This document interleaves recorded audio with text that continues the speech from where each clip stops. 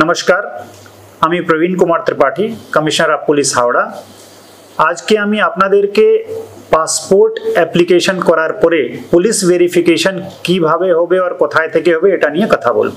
Passport apply করার পরে regional passport office থেকে পাসপোর্ট ভেরিফিকেশনের জন্য জেলার ইন্টেলিজেন্স ব্রাঞ্চ অথবা কমিশনারেটে স্পেশাল ব্রাঞ্চে ফাইল চলে আসে অনলাইনে। এর জন্য আপনাকে কোনো প্রয়াস করতে হবে না। আমাদের থানা, আমাদের ডিস্ট্রিক্ট ইন্টেলিজেন্স ব্রাঞ্চ, ওখানকার অফিসার, স্পেশাল ব্রাঞ্চের অফিসার আপনাদের সঙ্গে যোগাযোগ করবেন, আপনার অ্যাড্রেস ভেরিফাই করবেন, আপনার কোনো ক্রিমিনাল ইন্সিডেন্ট আছে কি নেই ওটা ভেরিফাই করবেন, আপনার বার্থ সার্টিফিকেট চেক করবেন और সমস্ত ডকুমেন্ট চেক করার পরে ওনারাই অনলাইনে আপনার পুলিশ ভেরিফিকেশন রিপোর্ট আপলোড করে দেবেন।